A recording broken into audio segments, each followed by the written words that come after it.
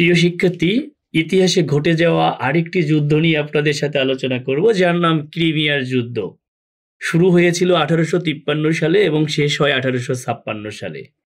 এই 3 বছর ব্যাপী যুদ্ধটি হয়েছিল রুশদের সাথে তুর্কি এবং তার মিত্র শক্তির সঙ্গে। রুশ সাম্রাজ্য, এই যে আপনারা ইতিপূর্বে বা প্রিভিয়াস ক্লাসে আপনারা দেখেছেন যে দারদানেলিস প্রণালী নামে একটা প্রণালী আছে, যা মর্মর সাগর এবং এজিয়ান সাগরকে সংযুক্ত করে। এখানে রয়েছে তুর্কি সাম্রাজ্য, বর্তমান তুরস্ক, আর এদিকে রয়েছে রুশ সাম্রাজ্য। এই রুশ সাম্রাজ্য এই দারদানেলিস প্রণালীতে তাদের কর্তৃত্ব স্থাপন এবং এই তুরস্কে বসবাসরত খ্রিস্টানদের রক্ষার দাবিতে এই রুশ সাম্রাজ্য তুর্কিদেরকে আক্রমণ করলে এই যুদ্ধ শুরু হয়।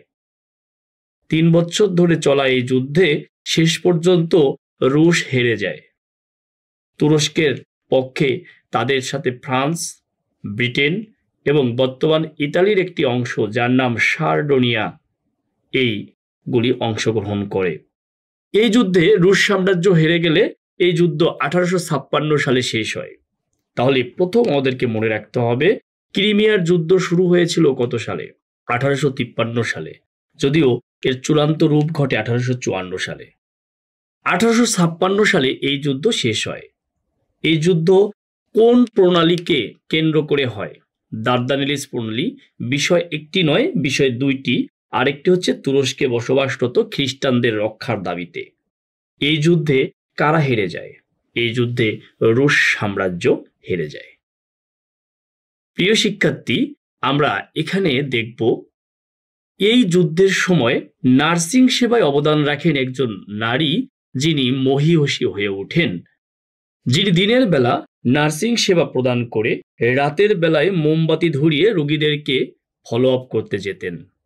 নিশ্চয়ই জেনে গেছেন তার নাম ফ্লোরেন্স নাইটিঙ্গেল, যাকে বলা হয় লেডি উইথ দ্য ল্যাম্প।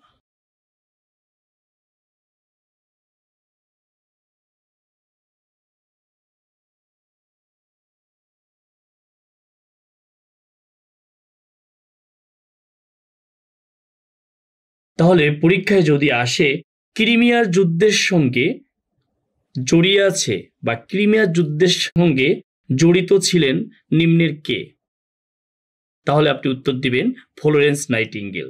যদি বলা হয় লেডি উইথ দ্য ল্যাম্প, বলা হয় কাকে? আপনি উত্তর দিবেন ফ্লোরেন্স নাইটিঙ্গেল। এই সামান্য কয়েকটি প্রশ্ন পড়লেই ক্রিমিয়ার যুদ্ধ থেকে যদি প্রশ্ন আসে, আপনি সঠিক উত্তর দিতে পারবেন।